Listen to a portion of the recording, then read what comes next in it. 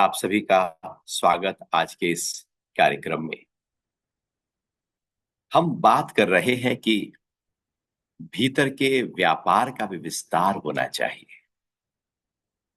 असलियत में हमारा ध्यान हमेशा बाहर कैसे हम बढ़ जाएं, बाहर कैसे बड़े हो जाएं, बाहर की बिल्डिंग कैसी ऊंची हो जाए, उस पर रहता है।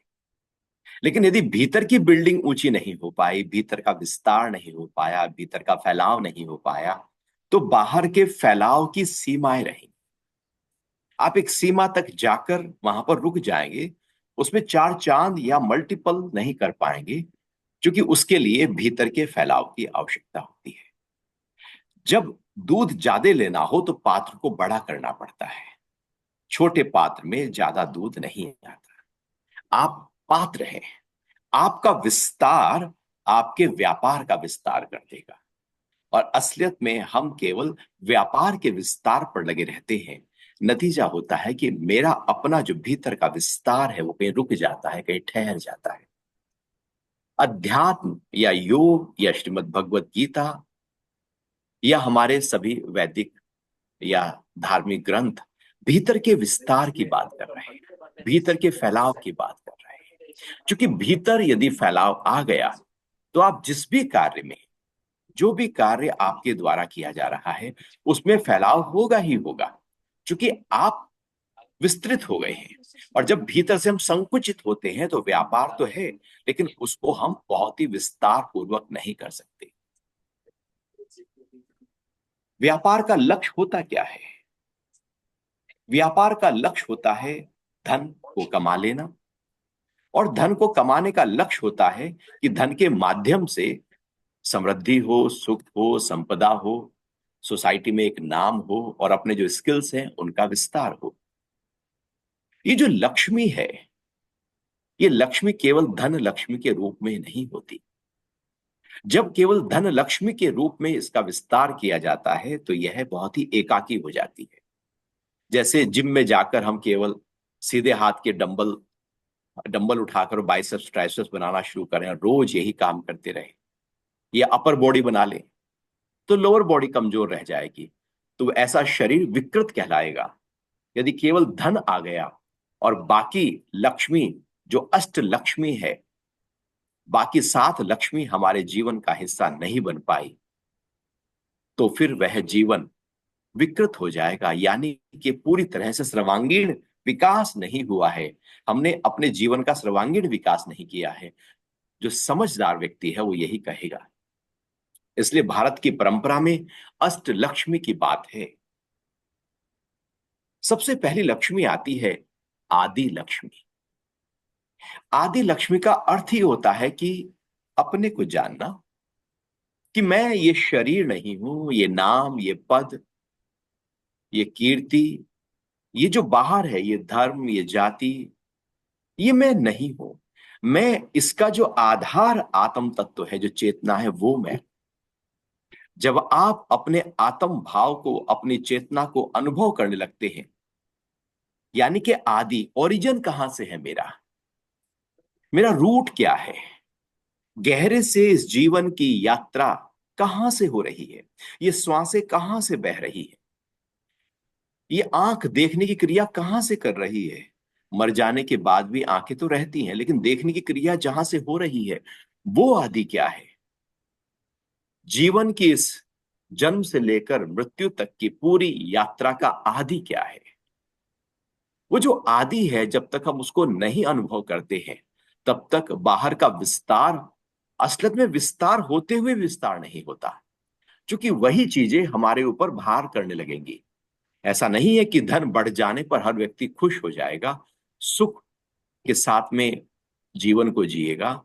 क्योंकि सुख और समृद्धि दोनों एक साथ आ जाए जीवन में तो बहुत बड़ा सौभाग्य होता है। जहां सुख होता है वहां समृद्धि नहीं होती, जहां समृद्धि होती है वहां से सुख कहीं दाएं बाएं निकल जाता है। तो आदि लक्ष्मी भीतर का सुकून देती है, भीतर का आराम देती है, भीतर का आनंद देती है। इसके लिए हम अपने साथ अपने ध्यान में बैठते हैं और अपने साथ जुड़ने की कोशिश करते हैं। रोज ध्यान में जाकर भीतर से जो रूट है मेरा, जो शरीर से परे, नाम से परे, सांसों से परे, मन बुद्धि से परे, जो मैं हूं, ध्यान में हम उसको अनुभव करते हैं। और जब ध्यान में वो अनुभव होता है, उसके बाद जब हम व्यवहार करते हैं, व्यापार करते हैं, परिवार के साथ अपनी जिम्मेदारियों का निर्वाह करते हैं, तो वो बहुत ही प्रेम पूर्वक करते हैं, बहुत ही सौहार्द पूर्वक करते हैं, बहुत ही अलग विचारधारा के साथ करते हैं। क्योंकि अब वहां पर केवल आप नहीं होते, मैं हूं यह भाव नहीं होता, मैं ही तो हूं का भाव प्रकट हो जाता है।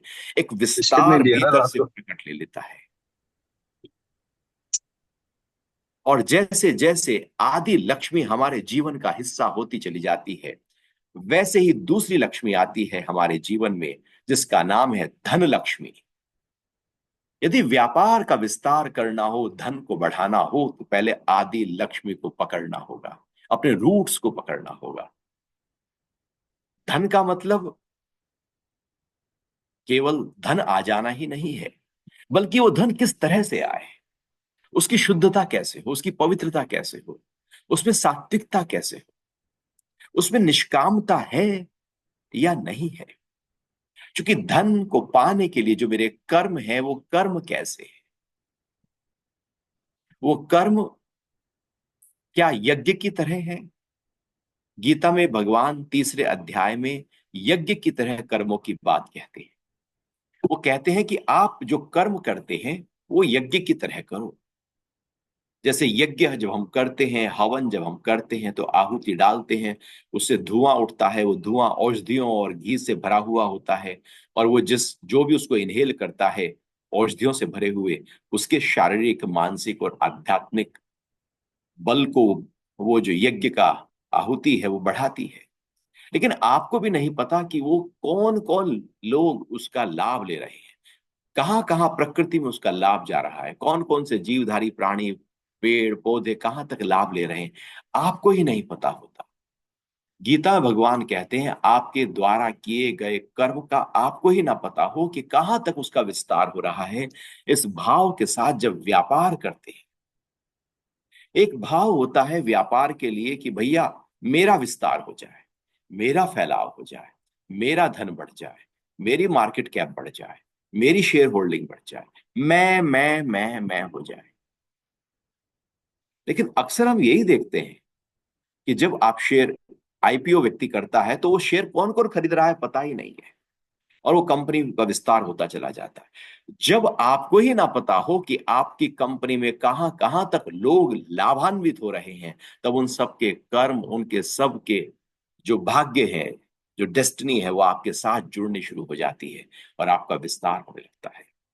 लेकिन जब हमारा लक्ष्य केवल मैं होता है, मेरा विस्तार होता है, तो वही आपका विस्तार सीमाओं में बन जाता है, बेड़ियों में बन जाता है।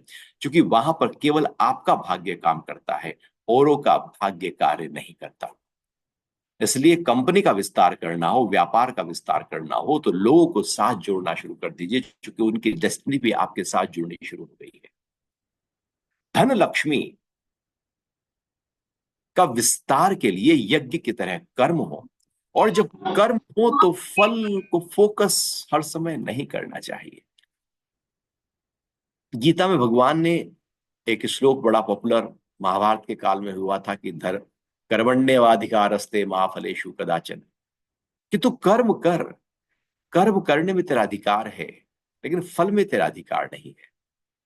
क्योंकि कर्म मेरे हाथ में है, फल मेरे हाथ में होता ही नहीं है। पता नहीं वैसा फल है या नहीं है।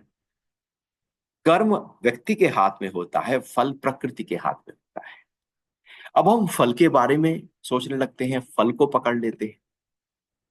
तो जो मेरे हाथ में नहीं है, जब उसके बारे में सोचेंगे, तो जो मेरे हाथ में ही नहीं है, तो हम अपने जो एनर्जी है, जो समय है, जो गीगाबाइट्स है, उसको हम ब्लॉक कर देंगे। यानी कि जितना ज्यादा कर्म पर ध्यान दे सकते थे, अब हमारा ध्यान फल पर भी चला गया। फल का मतलब है कि यदि 100% कर्म कर सकते थे, तो फल भी साथ साथ चला, तो 50% फल पर ध्यान चला गया, 50% कर्म पर ध्यान चला गया। यानी कि 100% जो कर्म पर ध्यान जाना था, वहां से वो आधा हो गया। और जब कर्म ही आधा हो गया, तो उसका फल अपने आप आधा हो ही जाएगा।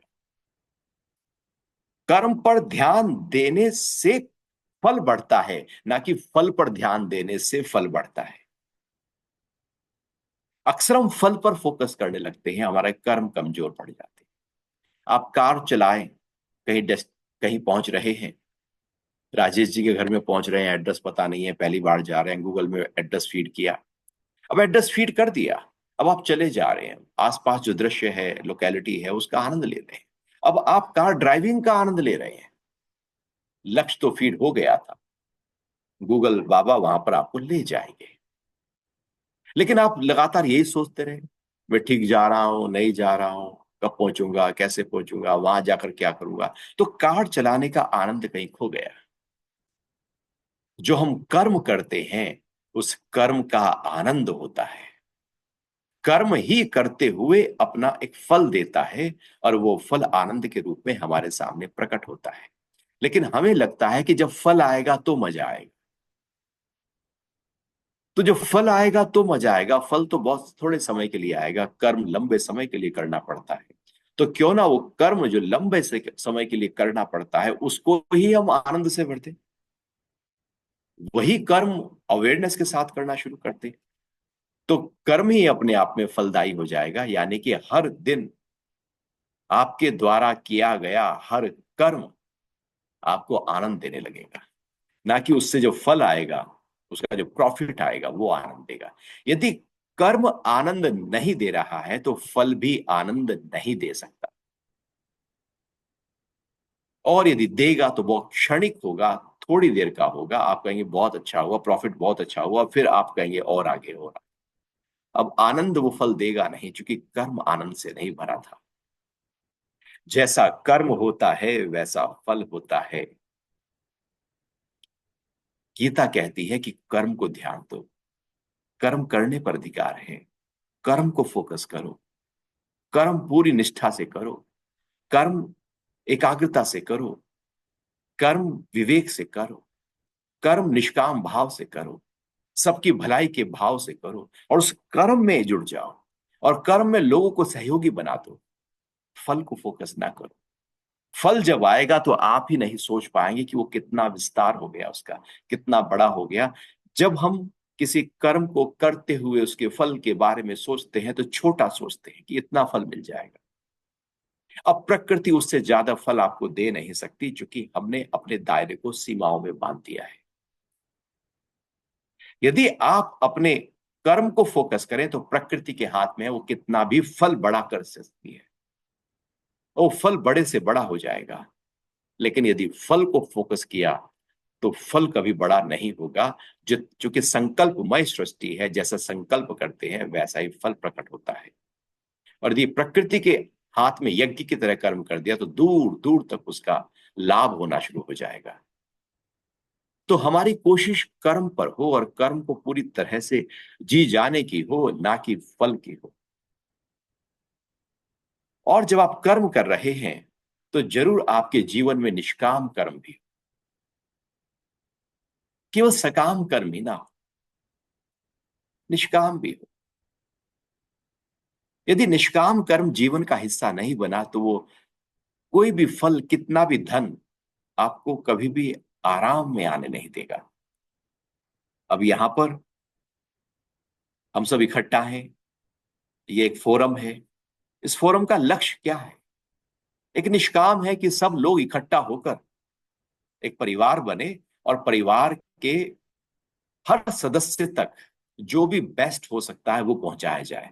चाहे वो मेडिकल के रूप में हो, चाहे वो मन के रूप में हो, चाहे वो व्यापार के रूप में हो, चाहे वो भावनाओं के रूप में हो, चाहे वो संबंधों के रूप में हो, चाहे वो स्वास्थ्य के रूप में हो, चाहे वो अध्यात्म के रूप में हो, जिस भी रूप में हो, जो बेस्ट हो सकता है वो पहुंचाया जाए। ये निष्काम कर्म होता है। इसके फल नहीं होते, सीधे फल नहीं होते, लेकिन इनडायरेक्ट फल सुकून के रूप में इतना होता है कि व्यक्ति आनंद से भर जाता है। और साथ साथ जब व्यक्ति कर्म करता है तो स्ट्रेस भी उसका आता है, लेकिन जब आप यज्ञ की तरह कर्म करते हो तो तनाव नहीं होता। अब हम तनाव प्रबंधन नहीं करते, स्ट्रेस मैनेज नहीं करते, स्ट्रेस मैनेजमेंट नहीं करते। अक्सर हम स्ट्रेस मैनेजमेंट करते हैं। यानी कि हमने पक्का कर लिया है कि तनाव तो होगा ही होगा, उसको मैनेज करो। जैसे वेल्थ मैनेज करते हैं, फंड्स मैनेज करते हैं, हेल्थ मैनेज करते हैं, मतलब जो चाहिए उसको मैनेज करो, जो नहीं चाहिए उसको मैनेज करने की क्या जरूरत। इसका मतलब तनाव भी चाहिए, इसलिए तनाव को हम मैनेज कर रहे हैं। गीता कहती है तनाव क्यों चाहिए, क्योंकि तनाव होता क्यों है। जब आपकी इच्छाएं बढ़ जाएंगी तो तनाव पैदा होगा। सीधा सा सिद्धांत। इच्छाओं का विस्तार करते जाओ, आपका तनाव बढ़ता जाएगा। और जो तनाव से भरा हुआ है उसकी इच्छाएं बहुत ज्यादा है। और जैसे जैसे इच्छाओं से आप पार जाने लगते हो, आपका तनाव उसी समय डिसॉल्व होना शुरू हो जाता है। जब आप फल की तरफ फोकस करते हो तो तनाव आता है, कर्म की तरफ फोकस करते हो तो कर्म का आनंद आता है। और तनाव से भरा हुआ व्यक्ति कभी भी अपने व्यापार का विस्तार नहीं कर सकता। आनंद से भरा हुआ व्यक्ति ही विस्तार कर सकता है। क्योंकि क्रोध से भरा हुआ व्यक्ति तो ऑफिस में जाएगा, सबको क्रोध ही देगा। और वो क्या देगा, जो उसके पास है वही देगा। और जब वो क्रोध बिखेरेगा सबके ऊपर जाकर, तो वो लोग भी केवल और केवल अपनी ड्यूटी समझकर मोटा मोटा काम करेंगे। वो भी प्रेम में आकर अपना विस्तार पूर्वक उस काम को नहीं कर पाएंगे, बेस्ट नहीं दे पाएंगे, क्योंकि क्रोध से हम हमारा जो व्यापार है वो ड्राइवर बना हुआ है। प्रेम ड्राइवर हो। जब तनाव मुक्ति के साथ कर्म किए जाते हैं तो वो कर्म बड़े आनंददायी होते हैं। इसलिए हर बिजनेसमैन, बड़ा बिजनेसमैन, वो चाहता है कि तनाव कैसे रिलीज हो। कंपनी में तनाव ना हो, स्ट्रेस ना हो, सौहार्दपूर्ण वातावरण हो, आनंदमय वातावरण हो, सब एक भाईचारा हो। क्योंकि उनको पता है कि जैसे ही ये तनाव मुक्ति होगी, एक पॉजिटिव होता है स्ट्रेस, एक नेगेटिव स्ट्रेस होता है। पॉजिटिव स्ट्रेस अच्छा है जो व्यापार को बढ़ाएगा, लेकिन वो पॉजिटिव स्ट्रेस कब नेगेटिव स्ट्रेस में चेंज हो जाए पता नहीं लगता। अब वो हमारा नुकसान करना शुरू कर देता है। तो धन लक्ष्मी तनाव को बढ़ाने के लिए नहीं होती, बल्कि धन का मतलब है कि उसका सही प्रकार से सदुपयोग करना चाहिए, अपने लिए भी और अपने से जुड़े हुए लोगों के लिए भी। तो धन लक्ष्मी शोभनीय होती है। नहीं तो धन तो कंजूस के पास भी होता है, वो जमा करता ही रहता है। और पूत कपूत तो गोधन संचय, पूत सपूत तो गोधन संचय। धन उतना हो साईं, उतना दीजिए जामे कुटुंब समाए। मैं भी भूखा ना रहूं, साधु भी भूखा ना जाए। धन का कोई विस्तार नहीं है, लोभ की तोंद बड़ी मोटी होती है। जितना भी आ जाए कम दिखाई देता है। जब तक ये भाव प्रबल ना हो कि जो है वो बहुत दिया है परमात्मा तूने, तेरा शुक्राना है, तब तक और नहीं आए। जब ये कहेंगे कि अभी तो देखते जाओ कितना धन हो रहा है, तो इसका मतलब है कि अभी शुक्राना नहीं है, अभी शिकायतें हैं। अभी जो मिला है उसका धन्यवाद जितना करोगे, और मिलने की संभावना है उतनी बढ़ती चली जाएंगी। और अभी जो मिला है उसका यदि शिकायत है, शुक्राना नहीं है, तो और मिलने की संभावनाएं घटती चली जाएंगी। क्योंकि प्रकृति ऐसे व्यक्ति को सहयोग में नहीं लाती, उसका सहयोग नहीं करती जो शिकायत करता रहता है। जो शुक्राना करता है, जो ग्रेटिट्यूड में आता है, जो थैंक्स में आता है, उसको विस्तार देती है। थैंक्स का मतलब है झुकना। झुकता तो वही है जिसमें जान होती है, अकड़ तो मुर्दे की पहचान होती है। सीधे पेड़ सबसे पहले काट दिए जाते हैं, लेकिन जब फल आते हैं तो टहनियां झुक जाती है। तो धन आपको अकड़ नहीं बल्कि नम्रता देने वाला हो, तो वो धन लक्ष्मी शोभनीय होती है। और उसके बाद होती है धान्य लक्ष्मी। धन है लेकिन उसका प्रकटीकरण नहीं है। धन इकट्ठा किया जोड़ लिया, धन इकट्ठा किया जोड़ लिया। ना खाना अच्छा है, ना ऑर्गेनिक बहुत अच्छा से अच्छा भोजन हो सकता है, जिसमें हम ज्यादा ध्यान दे सकते हैं। क्योंकि जो बेस्ट भोजन है जो शरीर के लिए है उसको खर्च करना पड़ेगा। और यदि आप उसे खर्च करना नहीं चाहते तो फिर वो लक्ष्मी का क्या कीजिएगा। प्रकटीकरण हो। जीवन की सारी आवश्यकताएं उस धन से पूरी होनी चाहिए। जरूरतें जरूर पूरी करो, ना कि वहां पर कंजूसी दिखाओ। ऐसे फिर धन का क्या करेंगे। परेशान हो रहे हैं और धन इकट्ठा है। यानी कि धन लक्ष्मी का मतलब है धन है, उसका प्रकटीकरण भी होना चाहिए। और प्रकटीकरण जब होगा तो धन और विस्तार होगा। अब प्रकटीकरण क्या है। अब धन तो है, लेकिन उस धन को हमने ना अपने लिए यूज किया, ना सोसाइटी के लिए यूज किया, ना समाज के लिए प्रयोग में लेकर आए।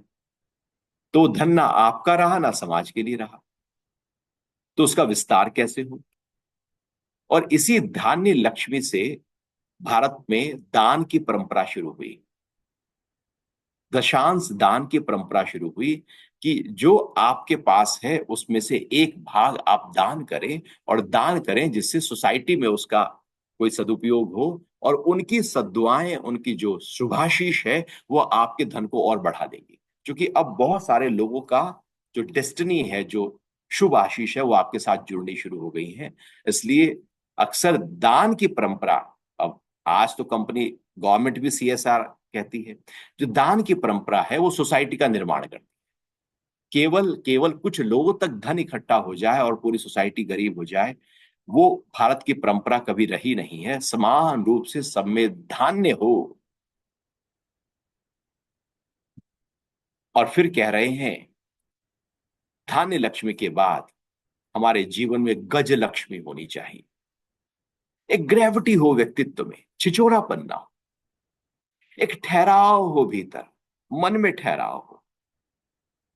जब वो कहीं हो, भीड़ में हो, तो वो अलग दिखाई देने वाला हो, उसकी पर्सनैलिटी अलग दिखे। एक ग्रेविटी, जैसे हाथी जब चलता है तो उसकी मद मस्त चाल होती है, जंगल में केवल हाथी चलता हुआ अलग से दिखाई देता है। बाकी जानवर हैं, लेकिन आप हाथी की चाल, हाथी की जो ग्रेविटी है, जिसको गज लक्ष्मी कहते हैं, व्यक्ति में वो होनी चाहिए। कपड़ा क्या पहना है उस पर निर्भर नहीं करता, लेकिन कपड़ा लेने का तरीका क्या है, उठने का तरीका क्या है, बैठने का तरीका क्या है, बोलने का तरीका क्या है, उसका व्यवहार क्या है, उससे पता लगता है कि व्यक्ति एक ग्रेविटी के साथ है। यानी कि जो नई नई जिनके पास धन आता है वो बहुत उछलते हैं, अदबर गगरी छलकत जाए, वो बहुत ईगो में आते हैं, बहुत दिखावा करते हैं। तो गज लक्ष्मी वहां पर नहीं होती। गजलक्ष्मी का मतलब ही ये है कि उसके हाव भाव से उसकी ग्रेविटी दिखनी चाहिए, प्रकट होनी चाहिए। व्यक्ति क्या बोलता है, उसकी वाणी में अहंकार तो नहीं, उसके उठने बैठने में अहंकार तो नहीं, वो किसी को छोटा तो नहीं देख रहा है कि मैं धनी और तू मेरे से ज्यादा धनी, या ये मेरे से ज्यादा गरीब। गज लक्ष्मी में केवल व्यक्ति की एक फलक होती है, वो किसी को छोटा नहीं देखता, बस एक फलक होती है।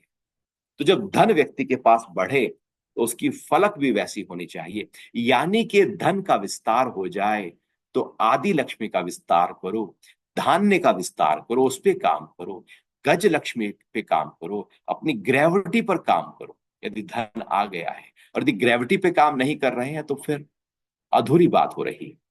और यदि गज लक्ष्मी पे काम हो तो फिर संतान लक्ष्मी आती है, संतान लक्ष्मी पे काम करो।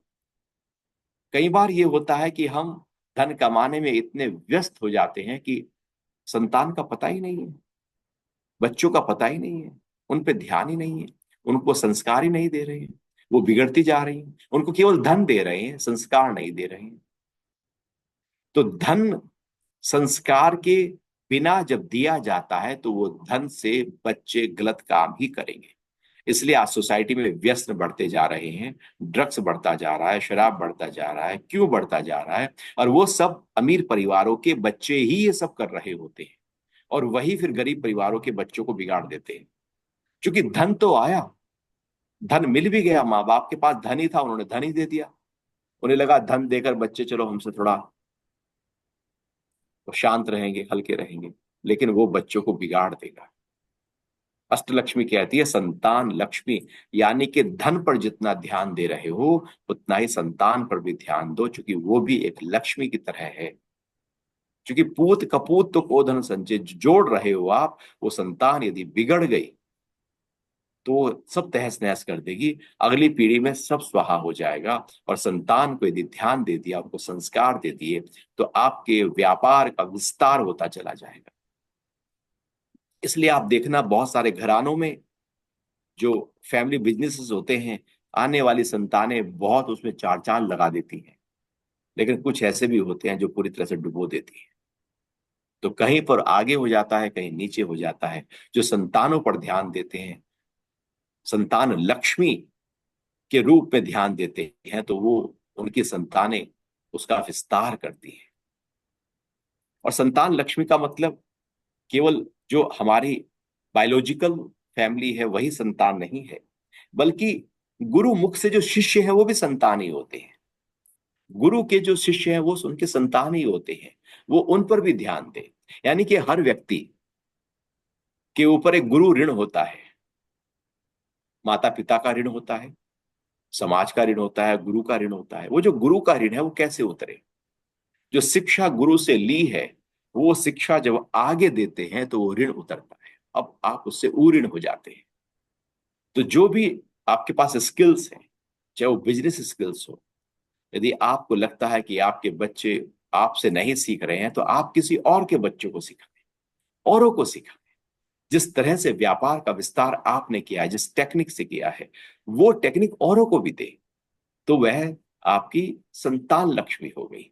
केवल ऐसा ही नहीं है कि मैं अपने वालों को ही सिखाऊंगा, बल्कि जो भी सीखने के भाव के साथ आपके सामने प्रकट हो जाए कि मुझे आप सिखाएं, तो आप जरूर सारे काम छोड़कर उसको सिखाएं। क्योंकि जीवन में कोई कभी कभी आपके पास कोई आएगा जो कहेगा कि मुझे कुछ सिखाइए। कोई सीखना नहीं चाहता आज। यदि कोई ऐसा आ जाए तो समझो कि वो आपके संतान के रूप में आपके सामने पेश हुआ है। अब सारे काम छोड़कर उसको आप अपने गुर सिखाना शुरू कर दें और अपने बच्चों को संस्कार दें, क्योंकि वो हमारी संतान लक्ष्मी है। और छठी लक्ष्मी होती है धैर्य लक्ष्मी। पेशेंस होना चाहिए। हमारे अंदर उतावलापन होता है। ये जो उतावलापन है, ये सब कुछ तहस नहस कर देता है। व्यक्तित्व में जब रेस्टलेसनेस आती है, उतावलापन आता है, तो व्यक्ति की गहराई खत्म हो जाती है। वो कुछ भी अपने अंदर समा नहीं पाता। अब दही को जमाना हो तो दूध में जामुन लगाकर आप रख देते हो, और यदि उसे बार बार हिलाते रहो, दूध को हिलाते रहो, तो नहीं जम पाएगी दही। अब दही को बिल्कुल उस लोटे को रख देना होगा, बिना छेड़े, दही जम जाएगी। धैर्य भी ऐसे ही होता है। अपने साथ अपने अंतरतम में आपको ठहरना होगा। उतावलापन आपके धैर्य को खत्म कर देता है। और धैर्य लक्ष्मी यदि गई तो जो भी इकट्ठा किया है वो सब खत्म हो सकता है। क्योंकि हर बात में जल्दबाजी होगी। किसी ने कुछ कहा, हमारे अंदर पेशेंस ही नहीं है, हमने एकदम पलट कर बोल दिया, बिना बुद्धिमत्ता से बोल दिया, बिना विचार से बोल दिया, बिना कैलकुलेशन से बोल दिया, उसके आगे पीछे का ध्यान न रखते हुए बोल दिया। क्योंकि धैर्य नहीं है। और जब धैर्य आता है तो व्यक्ति के हर शब्द में धैर्य दिखता है, उसके उठने बैठने में धैर्य दिखता है, उसके व्यवहार में धैर्य दिखता है। वो जल्दबाजी नहीं करता, वो ठहरा हुआ होता है। और जिसके अंदर धैर्य नहीं होता वो गुस्सा भी बहुत करता है। जरा सी किसी ने कुछ कहा नहीं और लगा गुस्सा होने, कुछ बोला नहीं कि वो एकदम बड़बड़ बोलना शुरू कर देगा, क्योंकि धैर्य नहीं है। जब व्यक्ति के अंदर धैर्य प्रकट होता है तो वो ठहरता है। और जब वो ठहरता है तो उसके अंदर उतावलापन खत्म हो जाता है, और वो समय आने पर हर प्रश्न का उत्तर बड़ी विवेक पूर्ण देता है। इसलिए धैर्य अपने अंदर जरूर बनाए। धन है तो धैर्य भी होना चाहिए। जैसे धन पर काम हो रहा है, वैसे धैर्य पर भी काम हो। और फिर कह रहे हैं कि काम हो विजय लक्ष्मी पर, जो सातवीं लक्ष्मी है। यानी कि विजय का भाव हो आपके अंदर, उत्साह हो, उमंग हो, उल्लास हो, स्फूर्ति हो, जीत जाने का भाव हो, कुछ कर जाने का भाव हो। जो चाहते हो कि मेरा व्यापार बढ़ जाए, वो रोज उस भाव से उठो। जैसे एडिसन जब बिजली का आविष्कार कर रहे थे, रोज बन ठन के निकल जाते थे। 900 बार फेल हो गया, लेकिन रोज बन ठन के ही आते। उसी उत्साह से आते थे कि अच्छा, 900 बार, 900 तरीकों से बिजली नहीं बन सकती, तो आज शायद नए तरीके से बनेगी। यदि कभी जीवन में डाउन्स भी आ जाए, हानि भी हो जाए, नुकसान हो जाए, तो भी आपका उत्साह विजय पा लेने का भाव कम नहीं होना चाहिए, व्यक्ति फिर उठ जाएगा। ऐसा कोई व्यापार नहीं है जो नीचे ना जाता हो, और जो नीचे जाकर अपने धैर्य और अपने विजय के भाव को लगातार मजबूती के साथ पकड़ कर रखता है, वही फिर ऊपर उठ जाता है। इसलिए व्यापार अप्स एंड डाउन्स होता है, नीचे और ऊपर होता है, लाभ और हानि होती है। जिसने हानि को उत्साह, उमंग, उल्लास के साथ में ध्यान दे दिया, वही लाभ की तरफ बढ़ जाएगा। और जो हानि में टूट गया, मायूस हो गया, मुरझा गया, झुक गया, बस थक गया, अब वो आगे नहीं बढ़ सकता। इसलिए विजय का भाव हमेशा आपके अंदर होना चाहिए। और आठवीं लक्ष्मी है, उसका नाम है विद्या लक्ष्मी। धन आ गया, संतान है, धान्य भी है, धैर्य भी आ गया, विजय भी, उस पर भी ध्यान दे दिया। अब आप ध्यान दो साहित्य पे, संगीत पे, कला पे, किसी किसी सत्वार्ता पे, सत्संग पे। यानी कि जो शुभ विद्या है वो जीवन का हिस्सा हो। इसलिए अक्सर मैं तो हिंदुस्तान के सभी बड़े व्यापारियों से अक्सर मिलना होता ही है। तो जब मिलना होता है तो वो अध्यात्म की ही चर्चा करते हैं, वो ज्ञान की ही चर्चा करते हैं, वो अष्टावक्र की चर्चा करेंगे, वो योग विशिष्ट की चर्चा करेंगे, वो किसी उपनिषद की चर्चा करेंगे, वो किसी गीता की चर्चा करेंगे। यानी कि वो जो विद्या है उसको पा लेना चाहते। एक होती है अविद्या, जो बदल जाए वो अविद्या है। एक होती है विद्या, जो कभी ना बदले, वो विद्या है। यानी कि हमारे जीवन में जो सद्विद्या है उसका विस्तार होना चाहिए। वही सद्विद्या आपके अंदर कुछ खोल देगी, बुद्धिमत्ता को खोल देगी, विवेक को खोल देगी, और वही खुला हुआ विवेक व्यापार में चार चांद लगा देगा। इस तरह से ये अष्ट लक्ष्मी हमारे जीवन का जब हिस्सा हो जाएंगी और सब पर आप समान रूप से ध्यान देना शुरू करेंगे, तो आप निश्चित मानिएगा, केवल अकेली धन, जीवन का लक्ष्य धन कमाना नहीं होता। केवल धन कमाना यदि जीवन का लक्ष्य हो गया तो फिर धन जिसके पास आ गया, इसका मतलब जीवन का लक्ष्य खत्म हो गया। जीवन का लक्ष्य तो अष्ट लक्ष्मी में निहित है। अब ये देखो, धन आ गया तो धान्य को पकड़ो,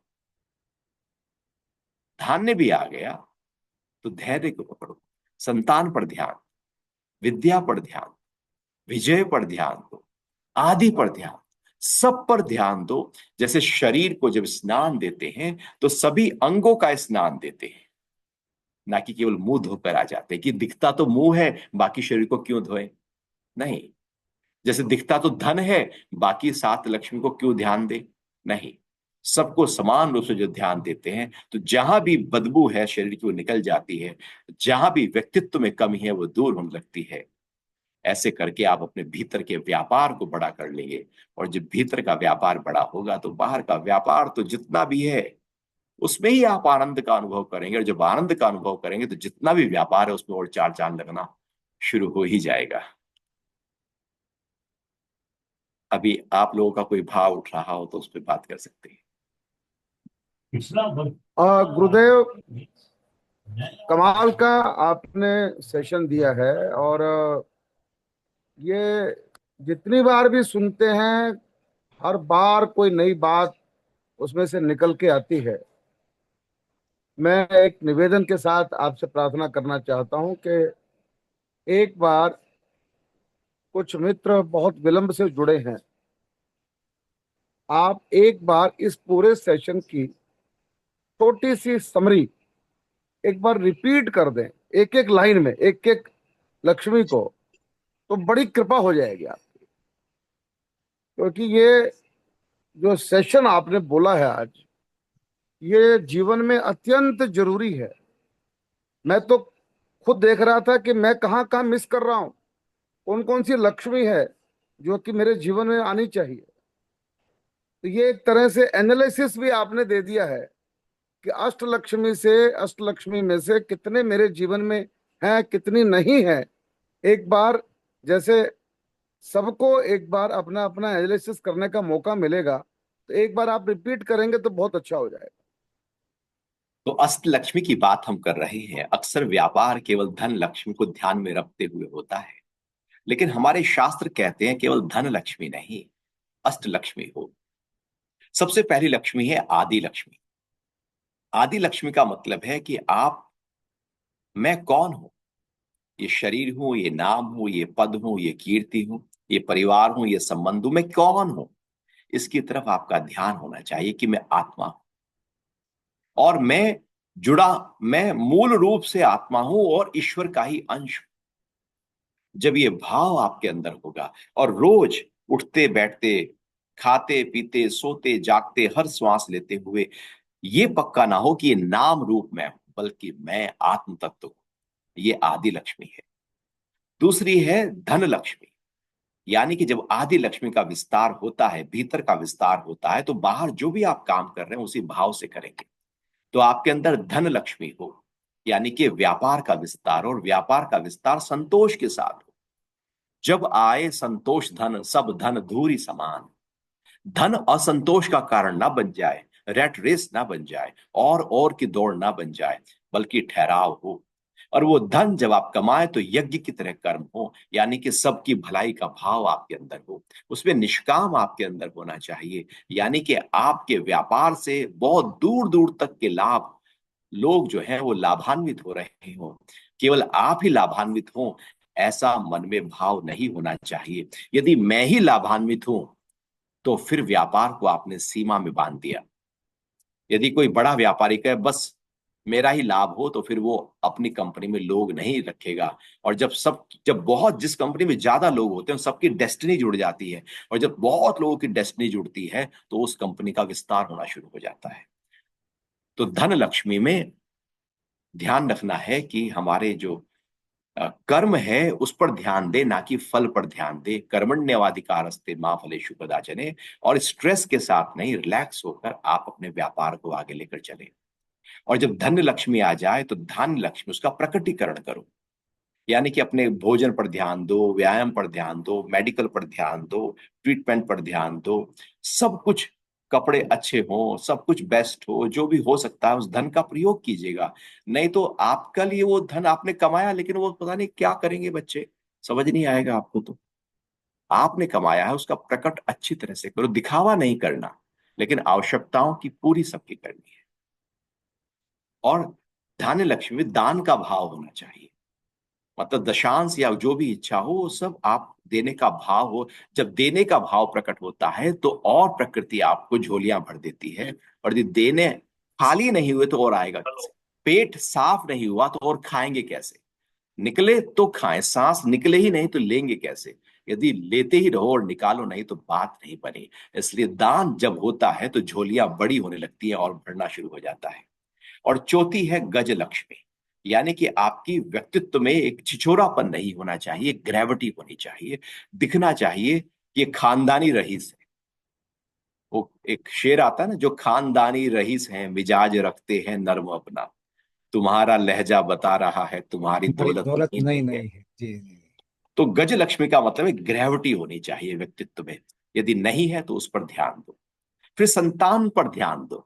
आपके बच्चों में संस्कार डालो, अच्छे संस्कार डालो, परंपरा के संस्कार डालो, धर्म के संस्कार डालो, सनातन धर्म के संस्कार डालो। अच्छा एक सामाजिक व्यक्ति वो बने, आपके व्यापार में चार चांद लगाने वाला बने, ना कि उसको डुबो देने वाला व्यसनी बन जाए, पियक्कड़ बन जाए, जुआरी बन जाए, शराबी बन जाए, व्यसनी। या ना कि वो आपको आंख दिखाने वाला बन जाए, ना कि वो गाली गलौज करने वाला बन जाए, ना कि आपकी उम्र होने पर वो कहे कि कब मरे और कब मैं बैठूं सीट पर, वो बन जाए। बल्कि उसके अंदर संस्कार भर दो। और छठी है धैर्य लक्ष्मी। आपके अंदर पेशेंस होना चाहिए। हर बड़ी से बड़ी समस्या का निदान हो सकता है यदि धैर्य है। और सातवीं है विजय लक्ष्मी। जब डाउनफॉल हो, जब लगे कि डाउन हो रहे हैं, प्रॉफिट ज्यादा नहीं हो रहा है, तब आपके अंदर विजय का भाव, उत्साह हो, उमंग हो, उल्लास हो, स्फूर्ति हो, और अपनी इच्छाओं पर, अपनी वासनाओं पर, अपने व्यसनों पर भी आप विजय प्राप्त करो। जो नेगेटिविटी है उस पर भी विजय प्राप्त करो। और आठवीं है विद्या लक्ष्मी। यानी कि साहित्य, संगीत, कला, सत्शास्त्र और सत्संग और सत्वार्ता का भाव आपके अंदर होना चाहिए। तब जीवन में पूर्णता आती है।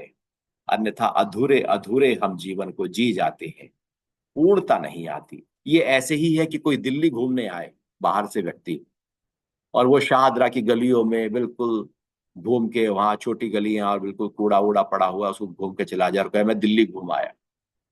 दिल्ली केवल वही शाहदरा की गलियां ही नहीं है, दिल्ली तो कुछ और भी है। लुटिन जोन तो अभी देखा ही नहीं है। अभी तो बहुत कुछ जो सुंदरतम चीजें हैं वो तो देखी ही नहीं है। ऐसे ही जीवन है, वहां केवल धन नहीं है, इसमें तो अष्ट लक्ष्मी है। उसका विस्तार जब जीवन में होता है तो जीवन पूर्णता से भर जाता है। अन्यथा धन आने पर सब कहते हैं कि अभी अंदर से सुकून नहीं आया, क्योंकि सुख और समृद्धि साथ साथ नहीं होती। जिनके पास समृद्धि होती है, क्योंकि समृद्धि विज्ञान से आती है और सुख ज्ञान से आता है। हमारे जीवन में ज्ञान भी हो और विज्ञान भी हो। केवल विज्ञान हो जाए, केवल समृद्धि हो जाए तो अधूरा है। केवल ज्ञान हो जाए, समृद्धि ना हो तो अधूरा है। भगवान कहते हैं, हे अर्जुन, तुझे मैं विज्ञान सहित ज्ञान दूंगा, यानी कि दोनों, यानी कि बाहर भी तेरा विस्तार हो और भीतर भी तेरा विस्तार। तो इस तरह से अष्ट लक्ष्मी आप सभी के जीवन का हिस्सा बने। प्रभु प्रभु से यही प्रार्थना है। हरिओम।